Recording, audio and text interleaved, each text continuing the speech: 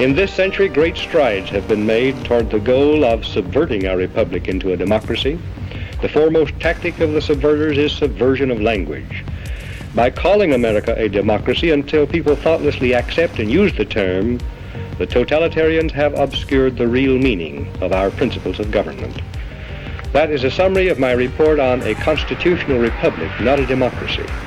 Welcome back to Notify America. President Joe Biden will pull out of the presidential race due to health reasons. According to JP Morgan's 2024 predictions, each new year, JP Morgan releases their annual predictions, and Joe Biden, he's on their list of 10 this year. Also, a crackdown on full autonomous vehicles and mass power outages that they predict will hit U.S. cities. These are JP Morgan predictions. We're going to look at it. Also, what happened to Lloyd Austin? President didn't notice that his Secretary of Defense went missing for 3 or 4 days. What's happening here? But before we get started, press the like button, subscribe, share the video with a friend. All of that helps out with the YouTube algorithm. JP Morgan's top 10 shockers for 2024. Joe Biden withdraws from the 2024 presidential race citing health reasons. Driverless car backlash is coming, and major U.S. cities will face mass power outages. Those are just 3 of the list of 10 shocks that JP Morgan is predicting the U.S. will face in 2024. Now, for some detail, for some context, let me read exactly what they're predicting about Joe Biden. They write this: President Biden withdraws sometime between Super Tuesday and the November election, citing health reasons.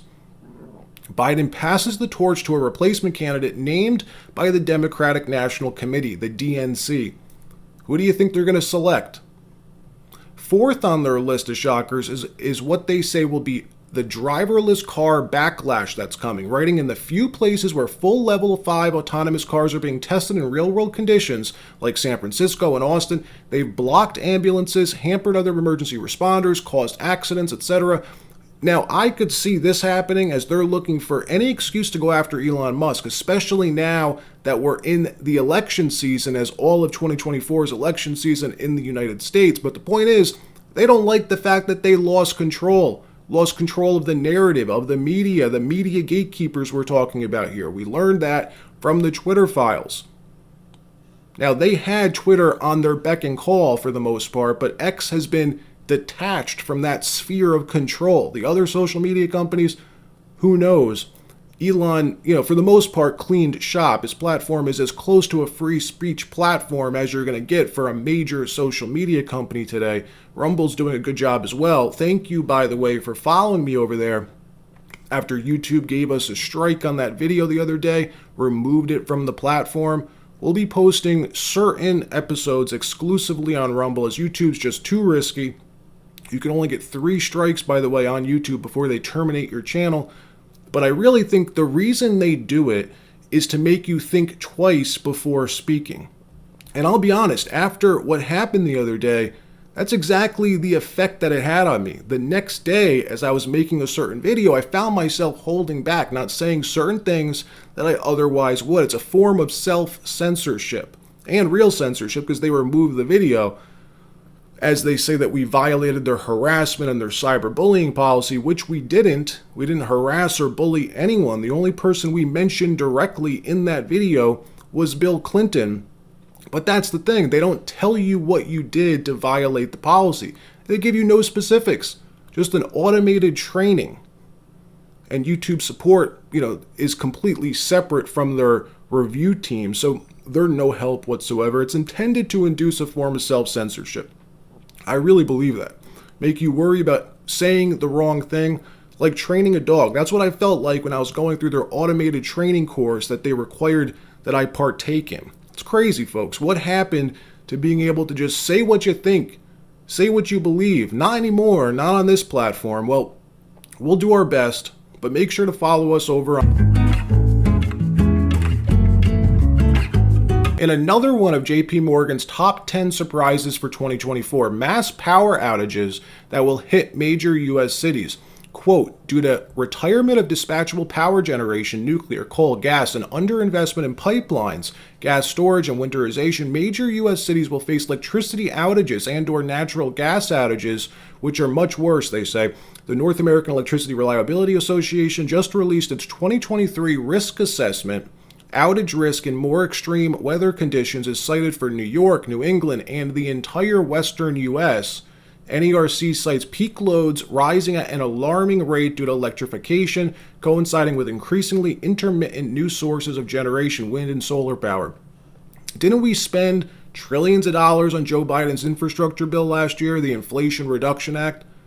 Where'd that money go? Pete Buttigieg is responsible, by the way, for dishing out those resources. I know he spent $1 billion of it on a pilot program to build racial equity into our roads. Yet our power grid's still this vulnerable? In another story, the container shipping giant China Costco Shipping Corp is halting all goods into Israel because of the threats and attacks of the Houthi militants. Bloomberg writes this: Costco has a fleet of at least 256 container ships on the water, according to data from Clarkson Research Services, a unit of the world's largest shipbroker. That ranks it third in terms of in-service vessels. It's fourth when including vessels on order. So this is now the second major container shipping company that's halting passage via the Red Sea and ultimately through the Suez Canal. Another loss for the Biden administration's Operation Prosperity Guardian. In total, shippers have diverted more than $200 billion in trade over the last several weeks. In another story, the Speaker of the House, Republican Mike Johnson, announces a $1.66 trillion bipartisan package to avert a government shutdown. The deal sets aside $886.3 billion for defense spending and $772.7 billion in domestic discretionary spending. How is it that we spend more on the military than we do at home? At least for this specific budget, almost $1 trillion a year on the military. Think about that. And yet the Pentagon has never passed a single audit. Nobody in Congress knows where all the money really goes. The deal also accelerates the $20 billion in IRS cuts that were passed a few months ago, that $80 billion that the Democrats appropriated to the IRS last year. Well, in this new deal, they claw back that $20 billion, or they accelerate the clawing back of it. Now, at the moment, all of the leadership is supporting this deal. Senate Majority Leader Chuck Schumer in the Senate and Mitch McConnell are on board, as well as Mike Johnson and Hakeem Jeffries. The White House also supports the bill. We'll see what happens in the next week or so, because this is the time when these Congress people try throwing little extras into the pot. $1.66 trillion. It's very easy to get away with throwing an additional $10 billion or $16 billion for this or that. It happens all the time, but notably, this doesn't provide any new funding for Ukraine nor for Israel, something that may make it easier to get passed, as Democrats want funding for Ukraine and Republicans in large part don't.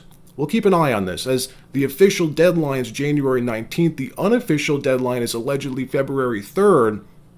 That's when we really run out of money, when the Treasury's bank account, their TGA, hits zero. In another story, Defense Secretary Lloyd Austin was apparently hospitalized in Walter Reed Medical Center for 3 days in the ICU, the intensive care unit. Meanwhile, nobody knew this happened, not even the president. Joe Biden wasn't informed until Thursday afternoon. CNN reports Austin issued his first statement on Saturday, 5 days after being admitted to the hospital. But here's the thing. If the defense secretary just had to visit the hospital or even stay there overnight, that would be one thing, as he could continue to carry out his responsibilities, his duties unimpeded. But that's not at all what happened. He was admitted to the ICU for the last 4 days, and the Deputy Secretary of Defense, Kathleen Hicks, assumed his duties and powers. That's something that the president ought to know about. The head of our military changes hands, and the president isn't made aware of this?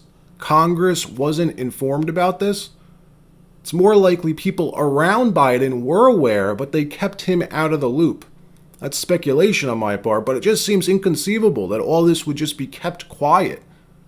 Either way, it's all very odd, something that Biden should be pissed off about.